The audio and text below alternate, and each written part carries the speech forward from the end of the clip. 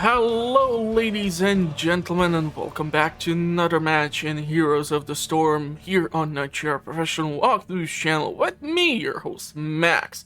So this time we're going to be taking a look at Valla, a hunter class from the Diablo 3 universe. Now, Valla is quite the unique character, and she has been added like all the way back somewhere in 2014 or God knows how far ago. So she has been one of the OG initial heroes apparently, and she has recently received a rework for her heroic ability. When I was actually looking up builds for Valla, I actually came across a couple of them, and I've noticed that the biggest problem which I had with this gorgeous lady is the lack of mana. She's extremely mana hungry, and so if you keep spamming your abilities when they are off cooldown, and when your trait, the hatred, is actually allowing you to spam these abilities a bit faster, you are gonna have a shortage of mana and therefore run into issues where these big group battles might result in you not having the capability of running these things. However, there are various builds, so I was able to find two of them, and I want to try and showcase the one which is focused around her heroic ability strafe. You see, on her 20th level now, there is a upgrade, and this means that if you keep hitting the enemy's heroes, you are extending the duration of strafe, and so therefore you can become even more annoying and keep hitting multiple enemies. If you would watch any of the fun moments from Heroes of the Storm or any other videos, you would see that this is now currently going to be something which players tend to try to utilize. Now, I personally do prefer the Rain of Vengeance because this is a ability which stuns the enemy for a temporary amount of time, and so it can help you prevent from being ambushed by, let's say, a stealth character. Because in order to prepare for this character, I kid you not, I have had the weirdest matchmaker ever. Okay, I have to show you this. I had a match where the enemy team had Zeratul, Nova, and Valera all in their team. I kid you not, I have not seen this yet. Like, the only thing probably missing there was maybe a Samuro, and who knows who else is still a stealthy character. I was like, holy crap, I have not seen this yet. It was really unbalanced match because of this, so it created some issues, and also the strafe was not the best use. So I will try to showcase the second build, which follows the following thing. We're gonna go with the multi-shot build, so we're gonna try to pick up the Fire at Will quest. So hitting a hero with multi-shot grants 2 hatred and permanently increases its damage by 2. And after hitting them 20 times, we increase the damage by 40. Followed by Arsenal, so increase the range of multi-shot by 20%. Multi-shot also fires 3 grenades that deal 100 damage and refunds 25 mana after hitting enemy heroes. So if we're gonna be hitting enemy heroes, this is gonna allow us to actually get the mana back, or partially. Then we're gonna go with Frost Shot. So multi-shot slows enemies by 20% for 2.5 seconds. Hungering Arrows deals 25% more damage to slow down enemies. So if you manage to combine the multi-shot and your Hungering Shot, you're going to be able to deal additional damage. We're going to try to go with the strafe and see if it's going to work out. And then we're going to go with Gloom. This is going to be activational, so that we are going to be consuming hatred. And then we're going to go with Punishment and the Death Siphon. And the additional build which I have been using still follows the continuation of the multi-shot build, as you are able to see. However, we then switch to Hot Pursuit, we go with Rain of Vengeance, we go with Tempered by Discipline, and then follow it by Manticore, and then we go to Fortified Quiver. But with this build, I have had constant mana issues. I was never able to have enough mana throughout these engagements. So we're going to try to use the second build. We're going to see if the strafe is going to be the ability to kick some serious ass.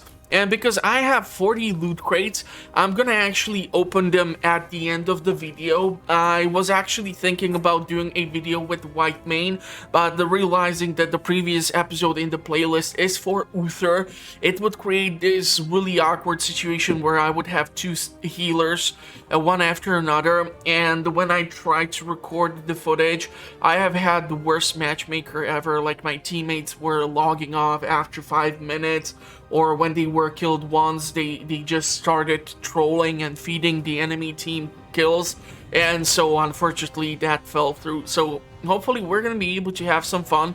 I'm gonna be able to get some more loot. We're gonna go over these things, and we're gonna see what's inside, like a epic treasure chest, which you get like every 25 levels when you keep leveling up. You have rare treasure chests. Then when you reach, let's say, level 10, 15, and 20, you get specialized chests for your heroes. So you get usually a specific skin for one of these. Now, you can get all sorts of things. You can get emoticons, you can get whatever you can get. And as you can see, I have been trying to prepare for quite a lot of heroes here in order to bring you more fun content. And then in the regular treasure chest, you get all sorts of things. Hell, you can even get a hero themselves. Just don't expect to get like a Deathwing who costs you 15,000 or something like that. I haven't had a chance to play with this big ass lizard. I definitely want to play with him. It's actually the funniest thing that I never played World of Warcraft, yet I have a mousepad with this beautiful beast on it. Ain't that funny? So yeah, we're gonna jump into battle. Hopefully we're gonna see something different than Cursed Hollow. And if I'm gonna get Cursed Hollow, I'm gonna get so freaking pissed. But anyhow, let's jump into it and let's have some fun. I stand ready. And we find ourselves on Alarak Pass. This really makes me hope that this is gonna be a good match. Our team consisting of Valla, Karazim, Varian, Abathur, Falstad. Enemy team Raynor, Oriel, Stitches, Butcher, and Tracer. So as I said, we're gonna go with Fire at Will, and so hitting with the multi-shot, the enemy heroes is gonna be able to keep increasing its damage, and later on we're gonna be reducing the mana cost. The objective of this map is here are gonna be these prison camps, which we are gonna fight over. And if we manage to capture the camp, we're gonna get these special forces to charge in all 3 lanes to help pressure the enemy team. There are bosses at the top, at the bottom of the map. I'm gonna have to be careful avoiding Stitch's hook and trying to see what is gonna be done. If possible, my goal is going to be to try and place myself smart enough so that I can pressure the enemy medic Oriel in order to pull back a little bit. I'm gonna actually go over here because it looks like our friendly Falstad has just way too much overextended there. That was just really unfortunate. Abathur on either top of me or on top of Varian is gonna be quite the interesting combo. Now with Valla, we need to be careful here in order to avoid Stitch's hooks. So of course trying to see what can be done. I'm gonna try to pressure the Oriel and see how much damage can I push out against her. We can follow with our E ability. This is called the Vault. This allows our hunter to do this sort of salto and just travel through the place and try to escape danger and put some distance between you and the enemy. We're gonna switch to the enemy Oriel, of course. As you can already see, our mana is absolutely non-existent. Thanks to Abathur staying on top of us, we were able to recover, and I'm gonna try to pull back here. I'm not really sure why Butcher has decided to stop that engagement. He easily could have really punished me there and maybe even claimed the kill, but maybe he was afraid to lose his meat and he did not want to do that. Okay, Falstad really needs to knock it off with feeding the enemy, especially with Butcher being around, who is just gathering meat out of this. He is already at 63 stacks, and we have not played the game even for like 2 minutes. I need to remain here. I'm trying to stay the hell away. I'm trying to focus on enemy Oriole. We're gonna go with the arsenal in order to reduce the cost. We're gonna keep focusing the medic. Are we gonna be able to take her out of the equation? Yes, we are. I'm gonna need to put some distance between me and the enemy minions because even they would be able to kill me. That would be most unfortunate. Butcher escaping just in the last moment. Falstad being at the top. Why is nobody soaking the bottom lane? Is an interesting question. Falstad really needs to stop dying. Karazim dying to the enemy Tracer as well. It looks like the enemy is gonna be moving in, and they will have quite the presence if we do not manage to stop them. Okay, we're gonna vault away from the enemy stitches. We're gonna take our sippy cup here, take the experience. Now, warriors. Okay, it looks like, what are we gonna try to do? We're gonna try to stack up damage here. Trying to do what can be done in order to pressure the enemy Raynor. I'm staying over here. It looks like the enemy has not yet tried to do anything over here. We're gonna keep on pressuring enemy Oriole. I'm gonna vault away from Tracer because she is not dealing the most damage. That's true. She's gonna kill me. Just as I said, she's not able to deal too much damage. Now, Varian going with the dual blade is gonna give him quite a lot of sustain and quite a lot of damage output. And if Abathur is gonna be able to stay on top of him, we do stand a chance here, although we need to be careful because Butcher has 126 meat already. We're gonna go with the fast shot, so we're gonna get those bonuses. And for slow down enemies, our Hungering Arrow, which is our Q skill shot, we're gonna be able to deal additional damage to them. Now, I don't want to extend too far because there is the Butcher and I don't want to go alone against him. That would be quite dangerous. We can slow him down. We can try to vault away. We can try to slow down this contest. We're gonna actually pressure the enemy Oriole. Unfortunately, enemy able to get the camp. Trying to apply all our skill shots. We are able to land quite a lot of damage here. We are able to keep building up the hatred. I'm focusing on enemy Raynor in order to slow down the enemy damage. We're gonna focus on Tracer. Tracer is gonna reappear. We're gonna go and follow that.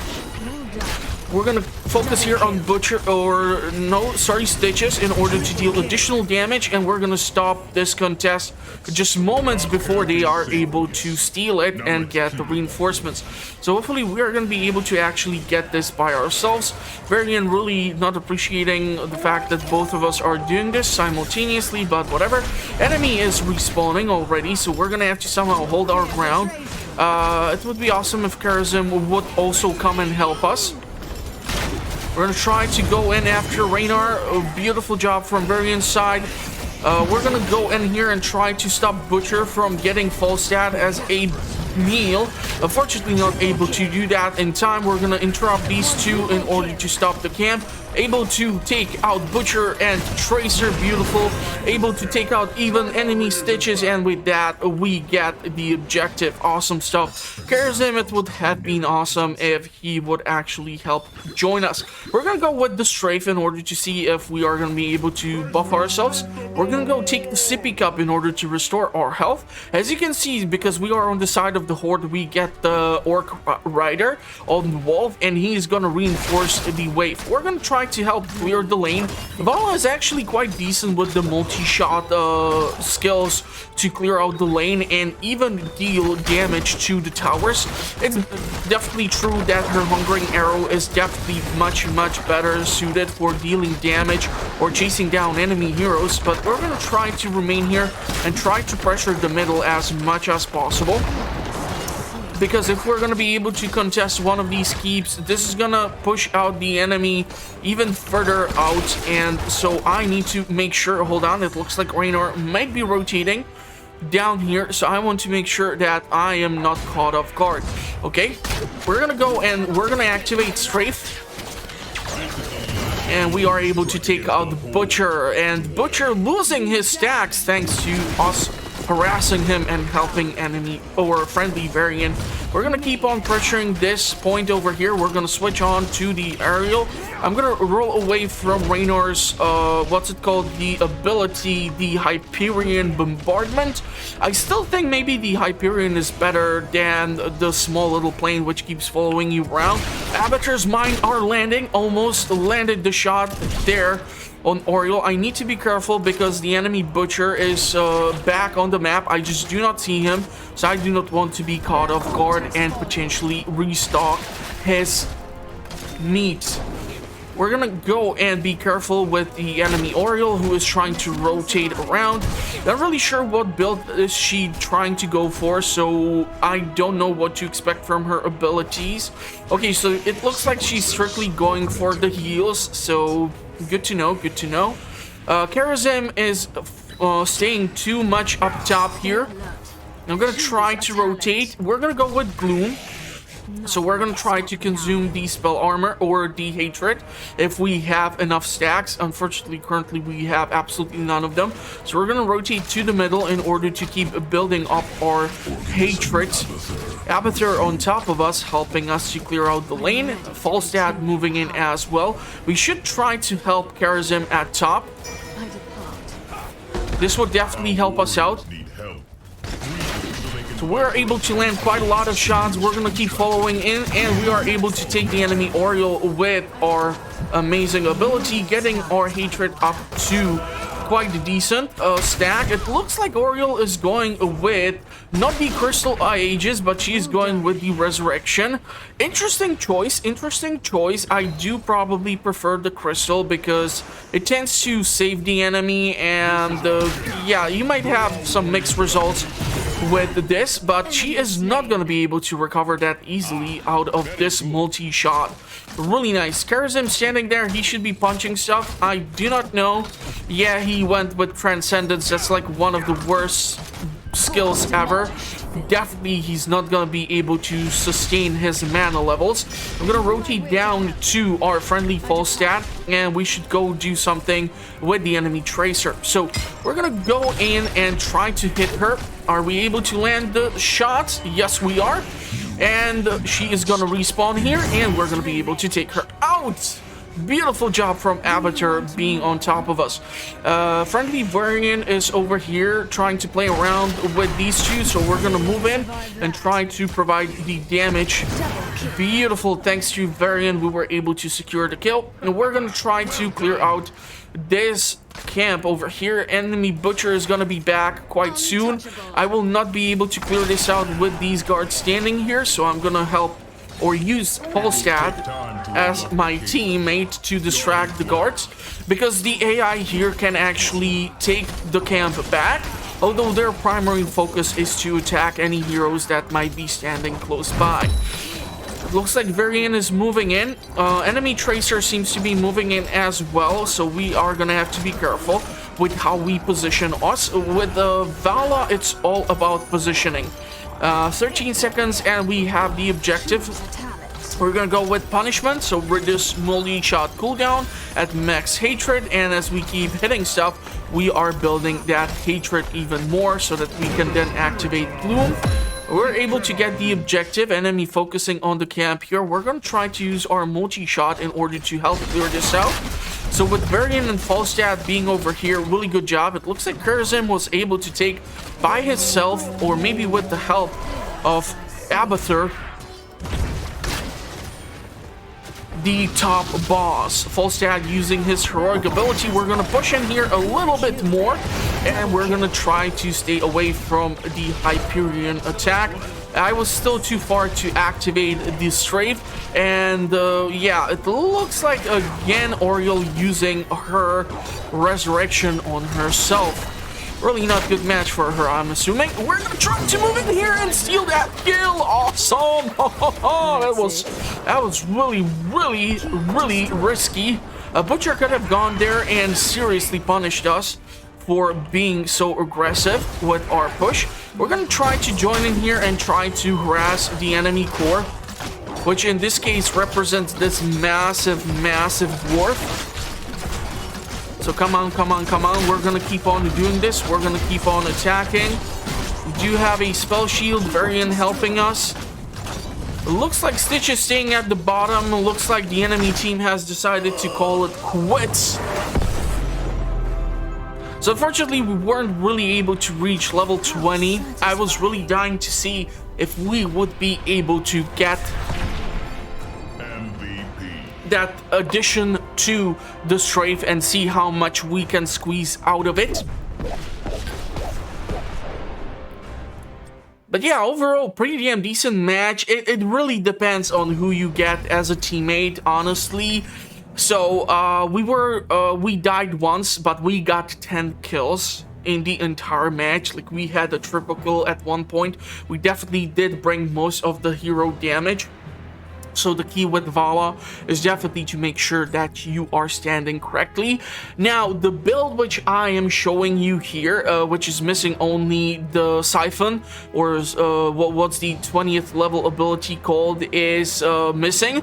But you go with Fire at Will, Arsenal, Frost Shot, Strafe, Gloom, Punishment, and then the 20th ability to upgrade the Strafe, and this way you are able to get quite a lot of damage. So really good build.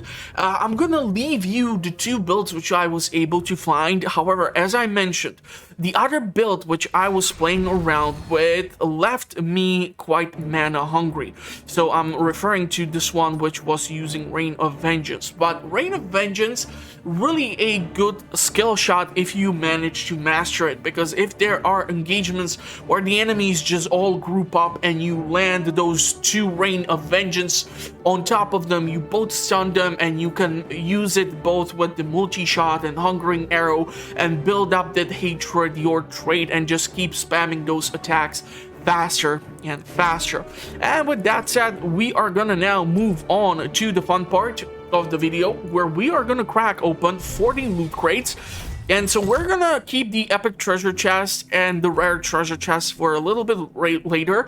I want to see what we get out of these specialized chests, and we're gonna go through the 20-something regular chests to see what I can get, and we're gonna see how much fun we can get out of this and what usable stuff we can get. I'm really hoping for some cool Diablo skin. I honestly have to tell you that I think I did not definitely cover Diablo as of yet. I absolutely love this freaking skin. Before I was able to get the skin, I actually had to craft it, and you can see that it's quite costly, and I think the red one is the coolest one so far. I was primarily using this sort of Godzilla build look. It's just awesome. It's an awesome looking thing, but I really love this one. Don't get me wrong, the regular Diablo looking awesome as well.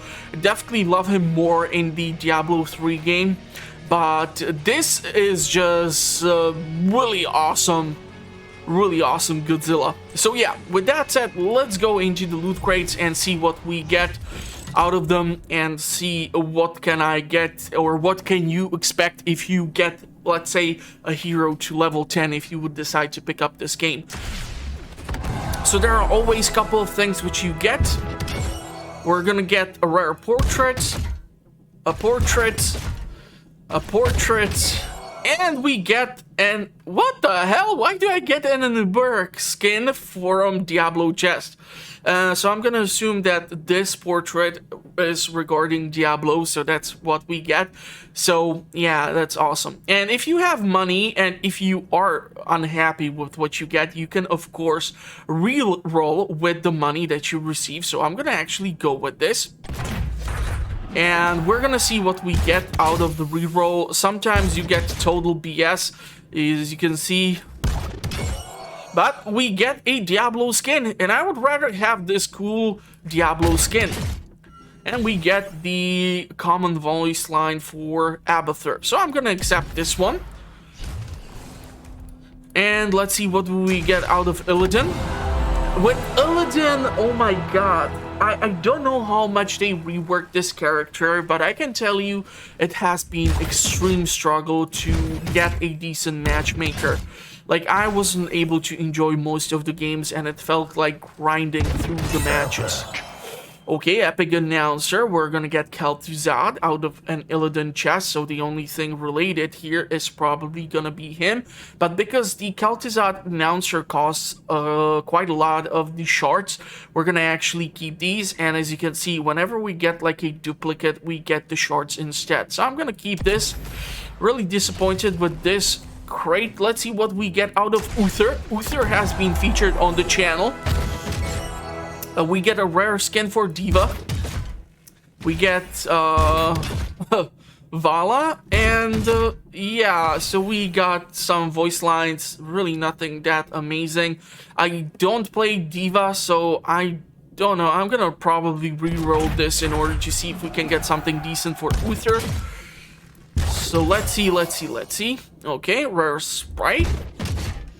And what do we have here? And 50 shards, so not that great. The more you keep re-rolling, the more it costs. I'm gonna try to go one more time, just to see if we can get something decent, seriously, for Uther. Okay, so we get a skin, so let's go with that. Now we're gonna go with Azmodan. I definitely want to feature Azmodan. Azmodan is super difficult to master, but if you manage to pull him off, you can be quite the nightmare for the enemy team. So we have some sprays, some additional sprays, which we already have, a rare spray, which we already have, and then we have an epic skin for Gul'dan. So a different character. Why do I keep getting these sort of weird rewards for a specialized chest for another hero entirely? Again, Azmodan. And an epic skin for Tracer? Okay, this makes literally zero sense. We're gonna keep the skin for Tracer. Let's take a look at Alarak. Alarak, definitely difficult to master. I would definitely like to showcase him. We get only common voice line. Come on, Alarak has awesome skins. Okay, rare banner. We already do have this. I'm gonna definitely keep this. I do love these skins for Alarak. He looks super awesome. So if we would to actually jump into the game, and I would show you Alarak to see what I mean. So our friendly Alarak, where are you, my dear friend? So this is the one which I keep using. I really love this skin in comparison to the normal one over here, and now we have access to like this golden one, but I really love this purple look. It's really cool. It has this sort of dark Templar theme to it. It's really awesome, and with this red core inside burning with hatred, really awesome. Love it. Okay, so what else do we have here? We're gonna take a look at Hanzo. Hanzo, we did cover Hanzo. Hanzo was lots of fun. Okay, rare skin, at least it's Hanzo related. Also Kel'Thuzad, a rare skin. A voice line for our war chief and a common portrait. We're gonna keep these. Why the hell not? Mal'Ganis. We did cover Mal'Ganis. Okay, so we have some sprites. Common voice line. You can see based on the color which is more rare. Absolutely not accepting full stat skin out of Mal'Ganis' chest. I'm getting absolutely horrible rerolls here. Okay, so this is the epic kind. So out of this, you can get either a hero or like a really cool stuff related to a hero. Legendary. And we get a legendary skin for an entirely different hero. Yeah, this is why I cannot really recommend apparently buying these loot crates. If you want to spend your money on the Heroes of the Storm, go for the boost. That is gonna help you level up faster, and then you can like facepalm over what type of stuff you are gonna be getting out of these crates by yourself. Okay, so we do have this skin for Artanis. But we do not have this for Mephisto, so we're gonna keep this skin because it looks really fancy. What do we have here? The regular treasure chest. These are gonna be fun. Out of these, you can get all sorts of stuff. I do not probably recommend re-rolling these because you're just not going to be able to get that much of a valuable stuff out of them anyhow. So if you can just try to re-roll the chests where you truly do feel like you're going to get something out of them. So epic skin, for example, for Murden.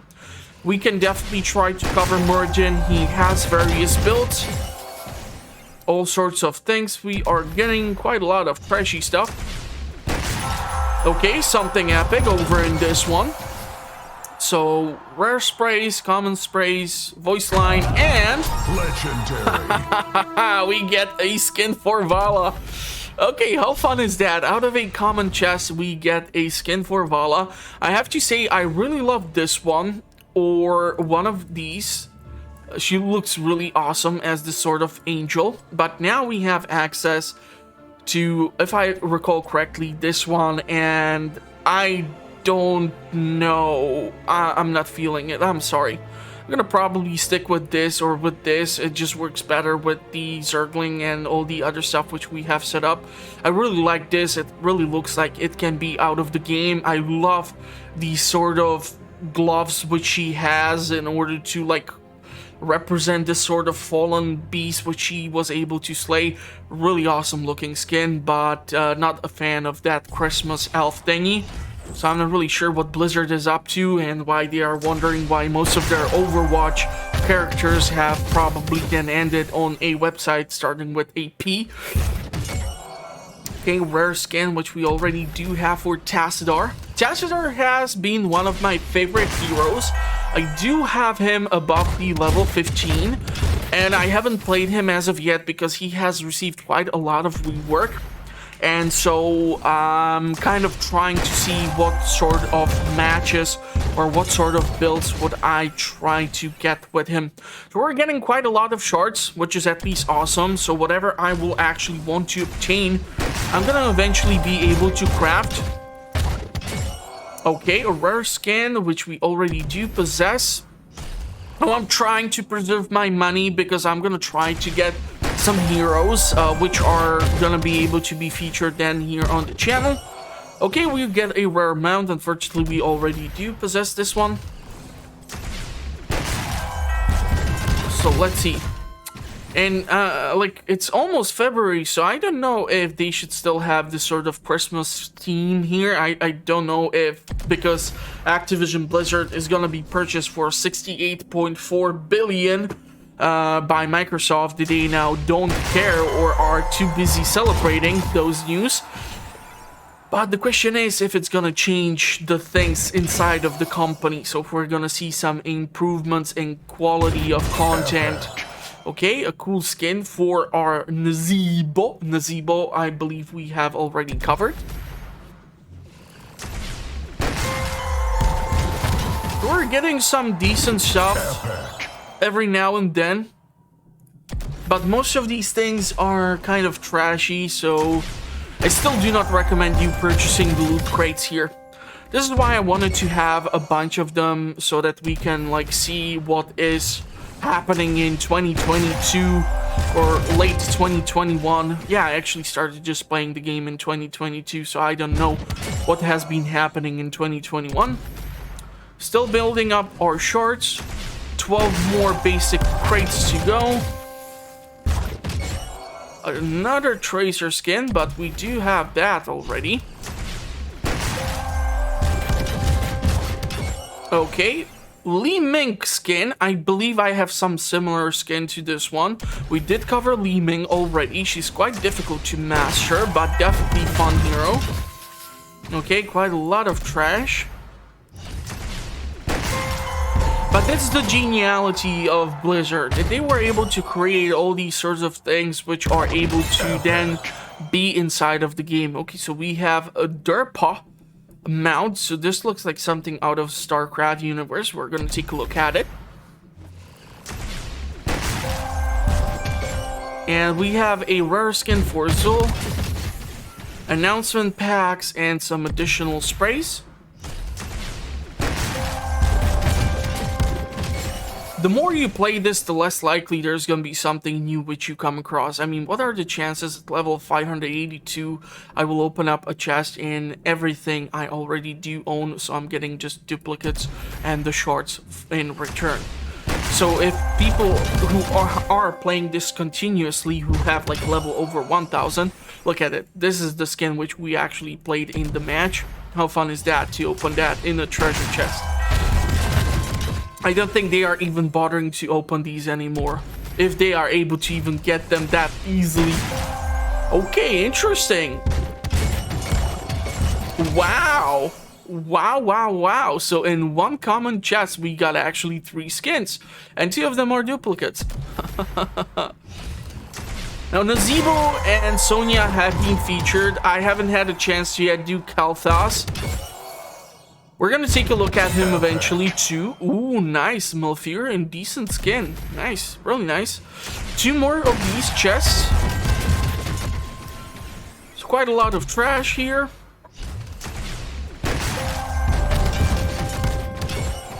Okay, rare portrait. And with that, we have used up all the regular ones, so let's take a look at the rare ones.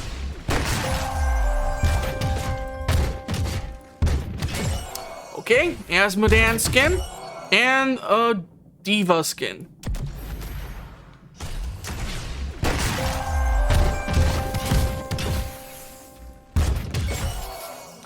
And then we have a rare spray for Kalthas.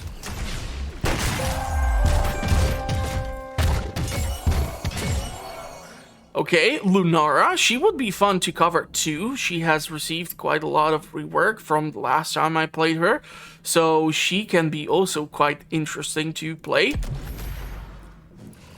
I gotta say, I'm kind of feeling really mixed with what I'm getting out of these rare chests. Okay, rare banner, I'll take it. Thrall is really awesome character. Definitely will try to cover him. Sonya, we do have the video, and the playlist will be featured in the video's description. And with that, we have the epic treasure chest. This is what you get for going those 25 levels. So let's take a look at it. A nice skin, which I already do own. A rare mount, which I do own. And a Kurzim skin, which I do own. Come on! We also covered Kurzim already. I'm gonna try to reroll this just for the hell of it. Okay, so ETC skin. Epic mount. We're gonna take a look at this. This is some sort of new BC. It looks like some triple-headed dog, so like Kerberos or something. So that might be interesting. So we're able to get a bunch of things here. I think Malfurion was able to get this skin. I don't know. I mean, it's red as hell. It looks awesome, but I think I prefer this one. Or which one did I have? Yeah, this one looks much more cooler for me. I don't know. It's the variation of the purple reds, and the it just looks cooler for me. So we're gonna stay with this. Let's take a look at what we got as the reward for the mechanical. So this is the mount, okay? It looks like this sort of weird dog. As rocket launcher, like the minigun. Okay, quite interesting look. Quite interesting look. But yeah. So that's gonna be it for this episode of Valla and the Loot Crates. I hope you did enjoy it. And for more fun content, make sure to subscribe, as I publish videos on a weekly basis. I do all sorts of things. I'm planning to eventually do Dying Light 2 when it gets released. And so hopefully I will see you all in the video's description or at the next one. Thank you all for watching. Stay safe out there, and bye-bye for now. Man, I cannot believe I was getting out of reaching level 10 loot crates something for an entirely different character. That is so stupid.